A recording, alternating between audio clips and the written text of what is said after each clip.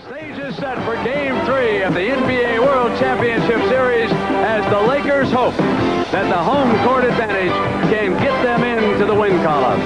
Good afternoon, everybody. I'm Brent Musburger, and welcome.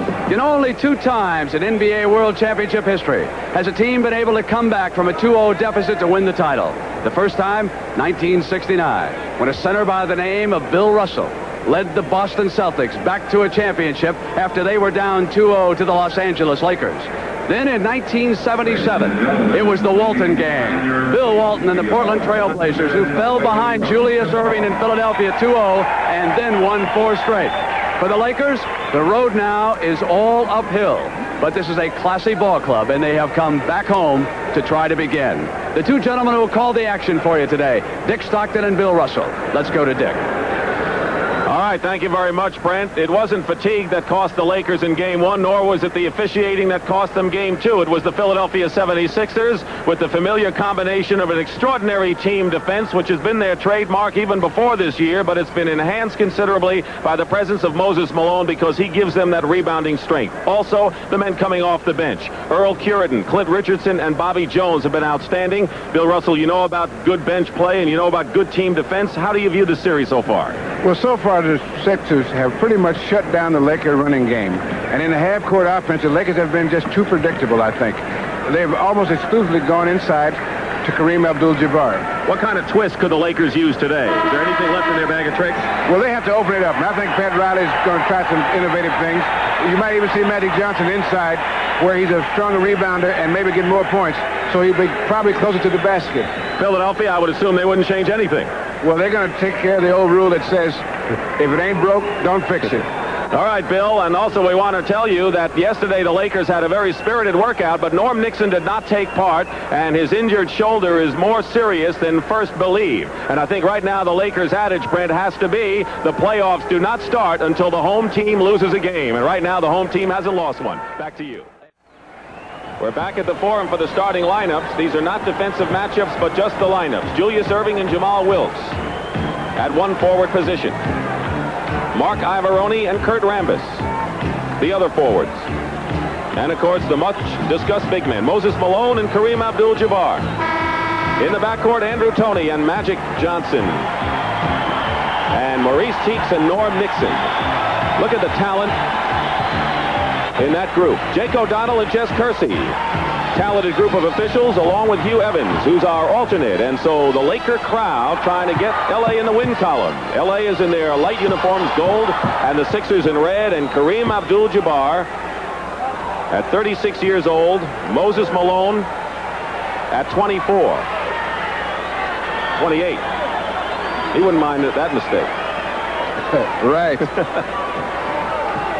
Not this week anyway, Dick. Tip controlled by L.A.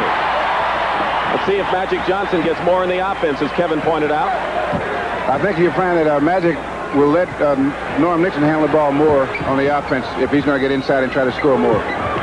They go to the 7'2" Kareem Abdul-Jabbar, who gets his own rebound. And a foul inside. It is against the Lakers.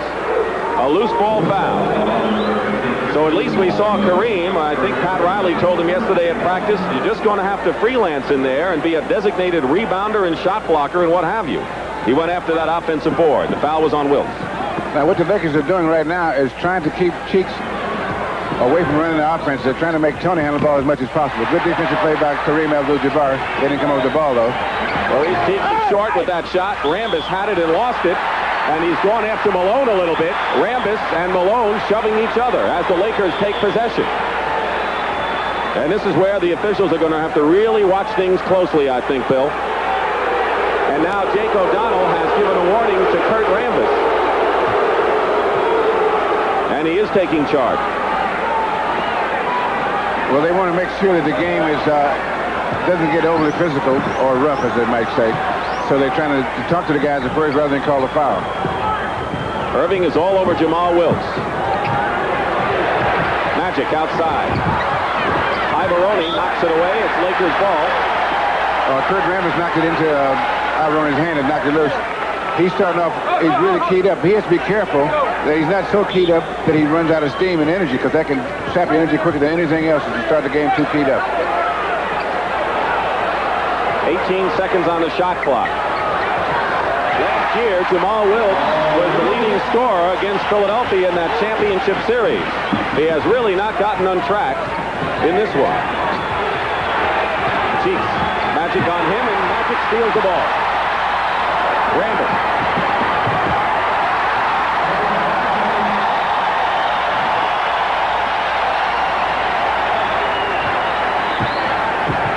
Kurt Rambis making his presence felt early. Wilkes is guarding Andrew Toney, and Kareem is guarding Ivaroni, and Rambis is on Moses Malone. Julius Erving is called for the foul over the top. Defensively, with the way the Lakers are setting up, that may be part of the reason they're not running so well. Is because with the mismatches, guys running from forward to guard, they don't run the lanes as well because they're running from start from a different place. Nearly 2 minutes gone by, first period. It's 4-0. Rambis and Kareem, it's 6-0. I think Cunningham may want to take a timeout to make sure his team gets on track. One of the reasons why Kareem will not be guarding Malone here is that Pat Riley's concerned that Kareem will pick up a couple of early fouls, which has changed the whole story in many games. Ivaroni throws it away. And if Billy Cunningham could call a timeout right now with the team on defense, he would do it. And he has called a timeout. All right. Now here's the defense is double team. Didn't get there in time, although Kareem missed a shot. But they're in there pounding the boards. And it bounced loose, and Kareem got it second time. He knows do it to get that close. Always. Now, I think that Billy Cunningham is trying to get his guys. Okay, now we got to go down and execute our offense. The defense will take care of itself. Let's just get started offense now. Let's probably call a specific play the next time they go down. The defense is okay for the start of the game, but he's going to probably tell them what play to use the next time down. Norm Nixon, whose shoulder kept him out of practice yesterday.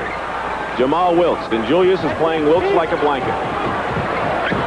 Good Philadelphia defense. Nixon breaks 3. Offensive foul against Los Angeles away from the ball. And it's on Magic Johnson. It is Magic's first foul. And he was trying to get in position for the offensive board. One of the reasons why the Lakers did not go to the line many times is because they just not create that many foul situations. Here's a man that the Lakers are hoping does not explode. That's Andrew Toney. It took the Sixers now 2 minutes and 40 seconds to score in this game. Wilkes, Johnson, foul. Moses Malone. Moses doesn't like that call, and he had 5 fouls when he went to the bench in game 2, and the Lakers couldn't take advantage of it. And the crowd appreciates this call as Johnson goes to the line for 2.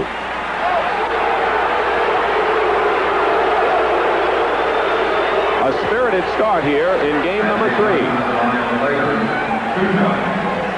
Malone still cranky over that call. You make it sound like a little guy. Yesterday in practice, Magic Johnson missed 6 free throws in a row, and someone yelled, "That's more than the team had a shot in game number 2."